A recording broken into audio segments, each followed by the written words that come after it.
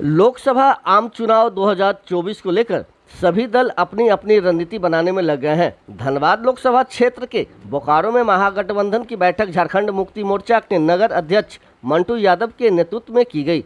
इस बैठक में धनबाद लोकसभा प्रत्याशी अनुपमा सिंह के पति बैरमो विधायक कुमार जयमंगल सिंह ने उपस्थित महागठबंधन के कार्यकर्ताओं और नेताओं में जोश भरने का काम किया है।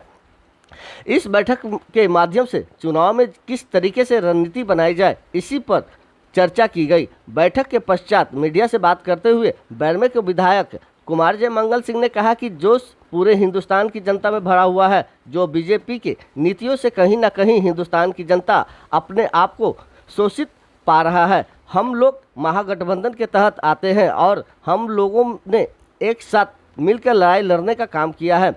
जिस झारखंड की लड़ाई को भाजपा के द्वारा तोड़ा जा रहा था, बांटा जा रहा था, उस लड़ाई को झारखंड के मुख्यमंत्री हेमंत सोरेन ने जेल जाकर विराम लगा दी है। इतना ही नहीं, भ्रष्टाचार के मुद्दों पर उन्होंने बोलते हुए कहा कि हिंदुस्तान के बड़े बड़े घोटालों की जब आप लिस्ट निकालिएगा उसमें से 90% लोग भारतीय जनता पार्टी में आपको नजर आएंगे। वहीं बैठक के बाद मीडिया से बात करते हुए झारखंड मुक्ति मोर्चा के बोकारो महानगर अध्यक्ष मंटू यादव ने कहा कि पूरे भारतवर्ष में जनता के अंदर परिवर्तन की लहर है। विपक्ष के पास कोई मुद्दा नहीं है, इसलिए हमारे प्रत्याशी को बाहरी कहा जा रहा है। भारतीय जनता पार्टी के प्रत्यापक्ष के नेता बताए कि चंदन क्यारी विधानसभा में हमारे लहर को कैसे रोकेंगे। बोकारो के विधायक ब्रेंची नारायण बताए कि हमारे लहर को कैसे रोकेंगे। आने वाले समय में चुनाव के दरमियान जनता इनको सारे चीज़ों का जवाब देगी।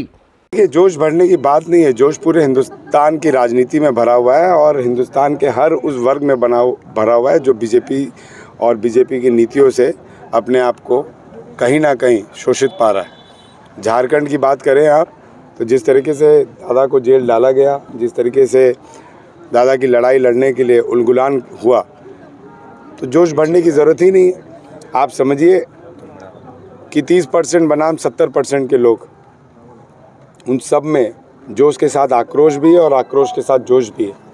हम लोग महागठबंधन में आते हैं और निश्चित तौर पर हमेशा हम लोग ने एक साथ लड़ाई लड़ने का काम किया है। जिस लड़ाई को बांटना जा रहा था, जिस लड़ाई को तोड़ा जाने की साजिश रची जा रही थी, हेमंत दा ने जेल जाके उस लड़ाई को विराम दिया और एकजुट जो हम परिवार हैं महागठबंधन की, उसे वापस मजबूती देने का काम किया। अब हिंदुस्तान के सबसे बड़े बड़े घोटालों को अगर आप बाहर निकालिएगा और उनकी नाम को अगर आप स्टडी करिएगा तो 90% लोग आपको भारतीय जनता पार्टी में मिलेंगे। चाहे वो अजीत पवार हो, चाहे वो हेमंतो विश्व शर्मा हो, चाहे वो ना जाने कितने नेता हों। वो कांग्रेस में थे तो घोटालों की फेर लगी हुई थी, लेकिन बीजेपी में जाने के बाद स्वच्छ हो गए। बीजेपी और अमित शाह बोलते हैं कि जांच चल रही है, उनके ऊपर जांच चले तो वो बाहर रहेगा और अगर हेमंत सोरेन जी पे जांच चले तो वो अंदर रहेगा। ऐसा कहीं होता थोड़ी है। मतलब चूंकि परिवर्तन का लहर है और आप जो है अनुपमा सिंह को बाहरी नहीं बोल सकते, वो बाहरी नहीं है। विपक्ष पार्टी का रही नहीं, विपक्ष पार्टी के पास कोई मुद्दा नहीं है। विपक्ष पार्टी के पास कोई मुद्दा नहीं है, इसलिए तो वो इस तरह का बोल रहे हैं। हमारे जो यहाँ के विपक्ष पार्टी के जो नेता है, प्रतिपक्ष के नेता, वो बताए ना, वो बताए चंदन क्यारी में कैसे रोकेंगे। यहाँ के जो विधायक हैं हमारे ब्रेंची बाबू, वो बताएं बोकारो में कैसे रोकेंगे। सारे लोगों का एकदम एक तरफा लहर है और एनडीए गठबंधन का उम्मीदवार लाखों मतों से जीत दर्ज करेगा।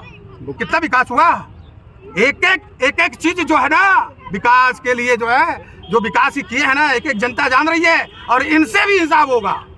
इनसे भी हिसाब जनता करेगी कि आपने कितना विकास किया है।